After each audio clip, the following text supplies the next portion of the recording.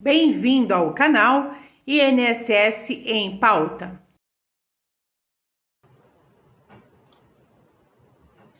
Olá, neste vídeo eu quero conversar com você uma das hipóteses que ocorreu em relação a essa reviravolta no processo da revisão da vida toda. Primeiramente, eu quero fazer aqui uma comparação do seguinte: você tem uma conta bancária ou uma aplicação. Você faz ali depósitos de valores, né? Você pode também sacar o valor. Quando você saca um valor, você sabe qual é o saldo que ficou na sua conta. Posteriormente, você pode ir lá fazer outro depósito e assim você consegue administrar o seu dinheiro. Você sabe quanto tem, se tirou quanto que ficou, se colocou um pouco mais, você sabe que aumentou o valor e você sabe o resultado final. Então, você administra, você gerencia essa sua conta bancária, essa sua aplicação, né? Então, quando o dinheiro é seu, você gerencia, tá? Quando nós fazemos as arrecadações para a Seguridade Social, né, através de contribuições ou através de pagamento de impostos, né, entre outras fontes de custeio também que paga a Seguridade Social, que não vou me ater nesse momento, né, mas tem várias fontes de custeio que banca aí a Seguridade Social. Quando esse dinheiro, né, arrecadado, seja do particular, seja da empresa, né, seja pelo Estado, entre outros, quando esse dinheiro ele é arrecadado, né, a questão aqui é que ela entra em uma conta única no Tesouro Nacional. Então, esse dinheiro todinho, né, vai para uma conta única no Tesouro Nacional e é gerenciada pelo Banco Central. Então, a partir do momento que esse dinheiro entrou nos cofres públicos, né, como a gente fala bastante, na verdade, que entrou nessa conta única do Tesouro Nacional, esse dinheiro não é mais gerenciado. Então, você pagou, entrou na conta pública, não é mais você que gerencia. Quem vai gerenciar esse dinheiro? Em relação à Seguridade Social, nós estamos falando de um órgão da União, então quem vai gerenciar é o governo federal. Tá certo? E a partir desse momento que esse dinheiro entra lá no caixa, é o governo que vai destinar esse dinheiro conforme, né, a legislação prevê, né? É o que esperamos.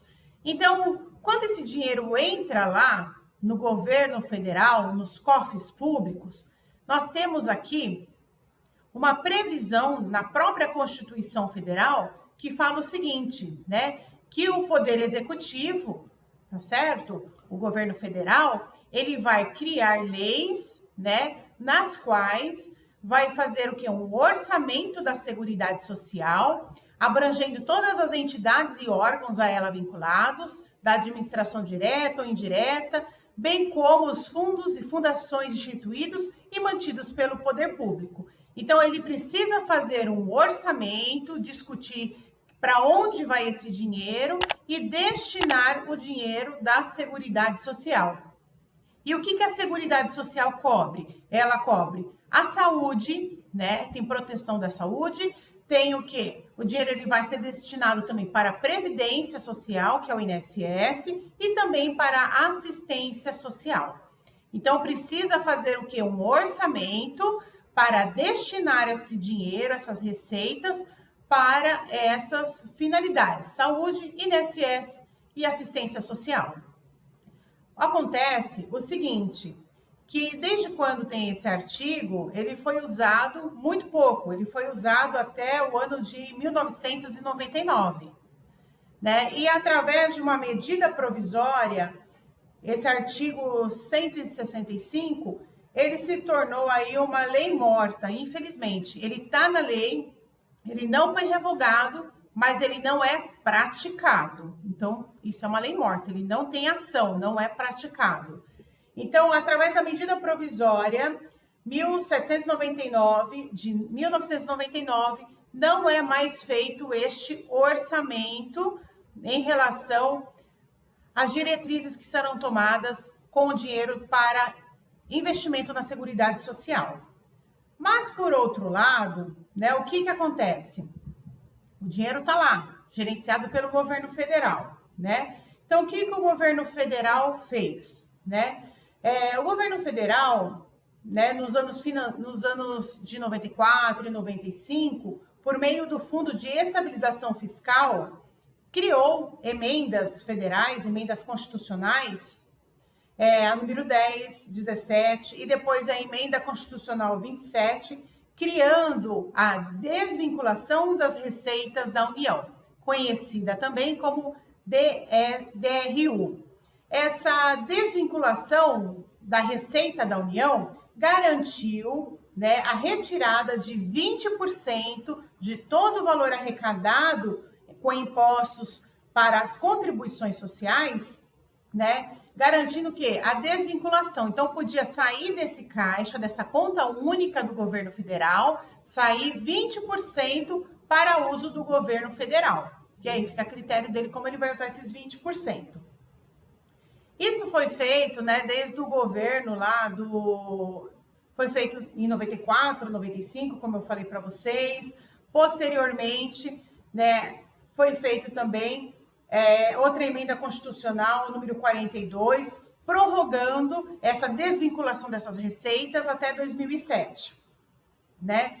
E dentro desse período, mais ou menos aí de 94, 95, até 2007, que eu estou falando por enquanto, né? O orçamento da Seguridade Social, ele chegou a ser elaborado nos primeiros anos, né? Após a regulamentação das leis de custeio e lei de benefício, que são as leis dos anos de 93 e 94, apareceu como uma proposta no Conselho Nacional da Seguridade Social. O Conselho ele tinha a missão de articular e sistematizar um orçamento previamente debatido para as áreas responsáveis da Previdência Social, pela saúde e pela assistência social.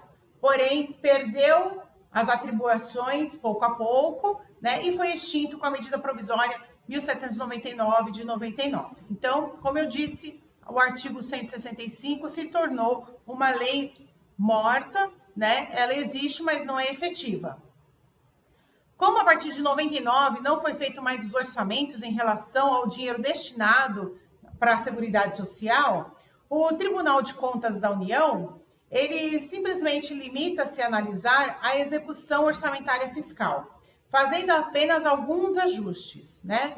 E aí ele reforça também que se não houvesse a DRU, que é a desvinculação das receitas da União, a Seguridade Social teria um resultado positivo de 19 bilhões no ano de 2005 e de 5 bilhões no ano de 2006. Então, ficaria isso no caixa lá, uma reserva, né? Porém, o que aconteceu? Como teve essas DRU, o caixa, na verdade, da União teve essa desvinculação desse dinheiro. Então, a preocupação com os cofres públicos é porque vem fazendo, né, essa desvinculação desse dinheiro desde o ano de 2000. Quero mostrar aqui para vocês, na lei, né, no ato de disposições constitucionais transitórias, o artigo 76, né? Então, você pode ver que está riscadinho aqui, é porque já não está mais em vigor. Vai vindo outra lei e vai renovando esse artigo 76. Então, desde o ano de 2000, com a emenda constitucional 27 de 2000, já foi feito o quê? A desvinculação desse dinheiro da Seguridade Social no percentual de 20%, né? Foi feito em 2000, foi novamente aí reforçado para 2003, depois novamente em 2007 teve uma outra emenda constitucional, em 2003 mais uma outra emenda constitucional, e aí nós tivemos aí em 2011 uma nova receita, em 2016 nós tivemos também uma nova emenda constitucional, que ficou válida até dia 31 de dezembro de 2023. No ano de 2016, essa desvinculação, que era de 20%, ela aumentou para 30% no ano de 2016 e prevaleceu até o final do ano passado. E agora está em vigor com a nova emenda constitucional 126 de 2022, a desvinculação, aqui o artigo 16, a desvinculação de órgãos, ou despesas até o 31 de dezembro de 2024 de 30% da arrecadação da União relativa às contribuições sociais.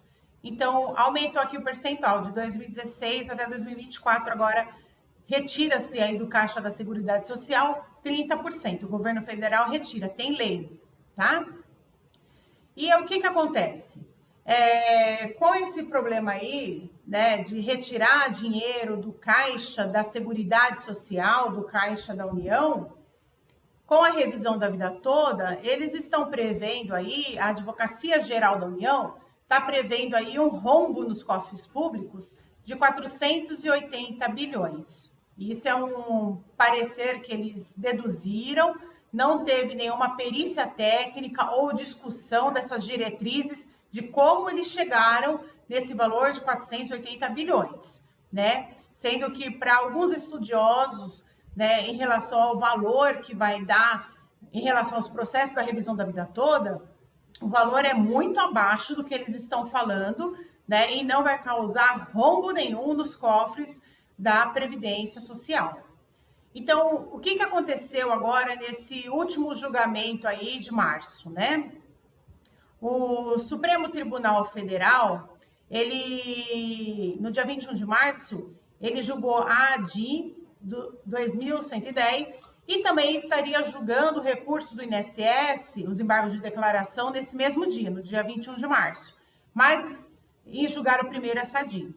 Por quê? Essa ADI ela foi ressuscitada, que ela é um processo desde 1999, aqui ó, foi distribuído dia 1º de dezembro de 99, lá no Supremo Tribunal Federal. E foi agora, né, ressuscitada quase 25 anos depois, para intervir, né, indiretamente na decisão da revisão da vida toda, né?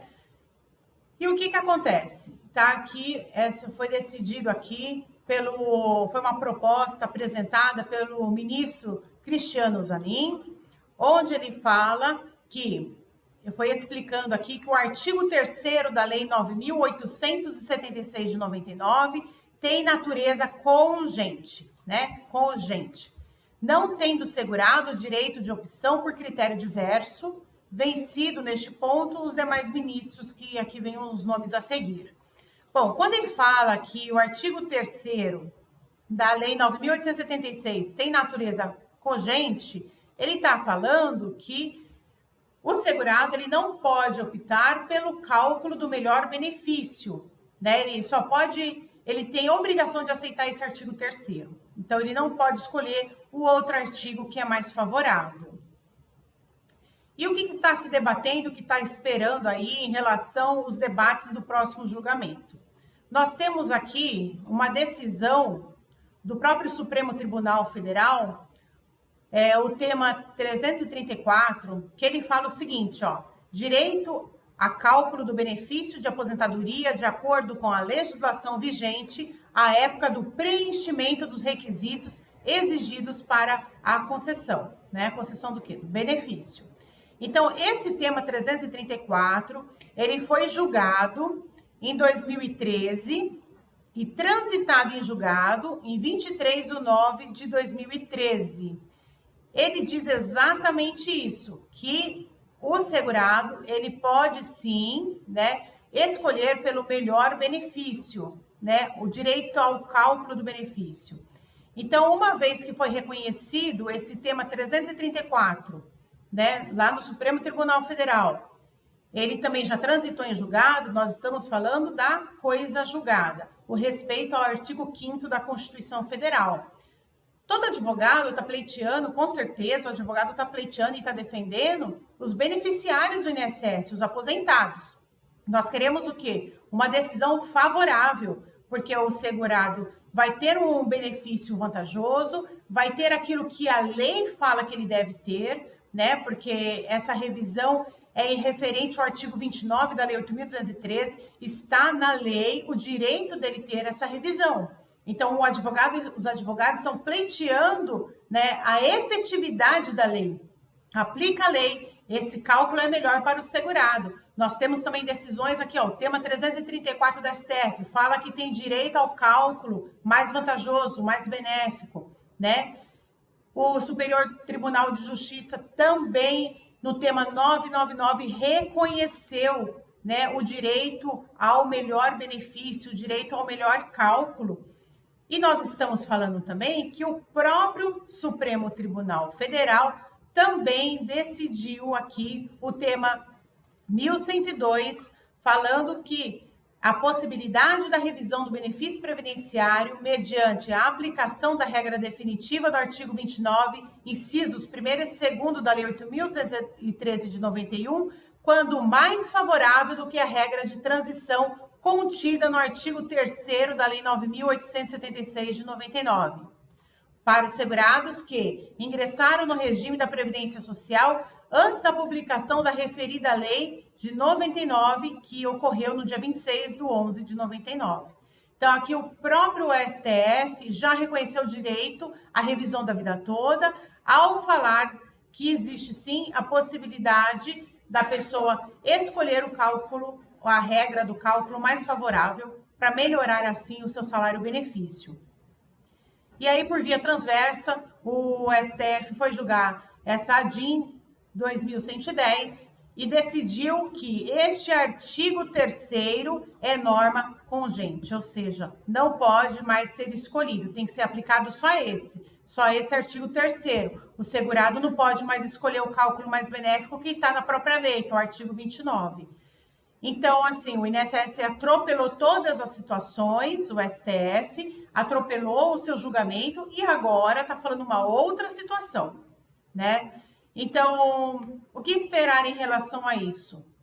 Nós não sabemos, porque eles estão preocupados, na verdade, com o rombo nos cofres públicos.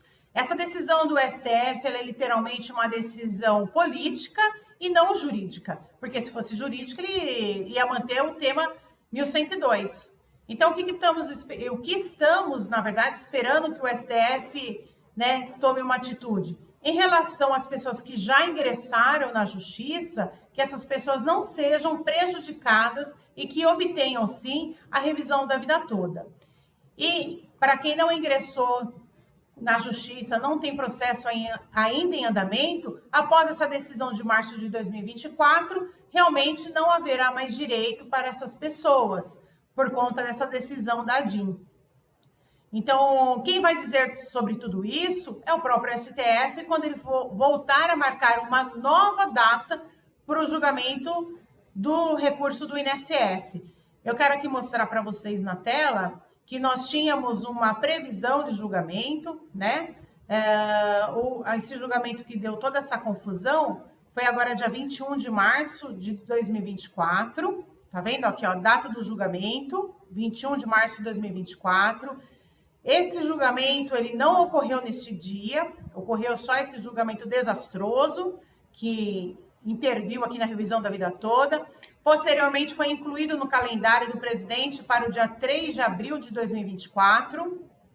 Também esse julgamento do dia 3 de abril de 2024 não ocorreu, ó, foi excluído do calendário pelo presidente, pelo Luiz Roberto Barroso, né? E até agora não tem uma nova data. O processo ele está desde o dia 6 de maio, concluído para o relator, tá? Mas como vocês podem ver, eu fui pulando aqui, tem manifestação, tá vendo? Embargo divergente, manifestação, manifestação, manifestação. Enquanto o processo está lá, né? Existe-se uma expectativa de que o STF mantenha a decisão dele, ou que module esses efeitos aí do que ele pretende fazer. Mas, resumindo todo esse vídeo, eu quero dizer que a decisão do STF, infelizmente, é uma decisão política, não é uma decisão jurídica. O dinheiro está nos cofres públicos, o governo ele assina a lei para destinar esse dinheiro. Acabei de falar para vocês aqui da DRU, dessa desvinculação da verba, que vem acontecendo já desde 2000. Este ano também está sendo desvinculado 30% de tudo que é contribuído para a Seguridade Social. Então, o que está acontecendo aqui? A conta não está fechando, não é verdade? Se está se desvinculando o dinheiro, 30%, para pagar dívidas públicas, juros de dívidas públicas, né? O que vai acontecer? O que vai sobrar para quem efetivamente contribuiu?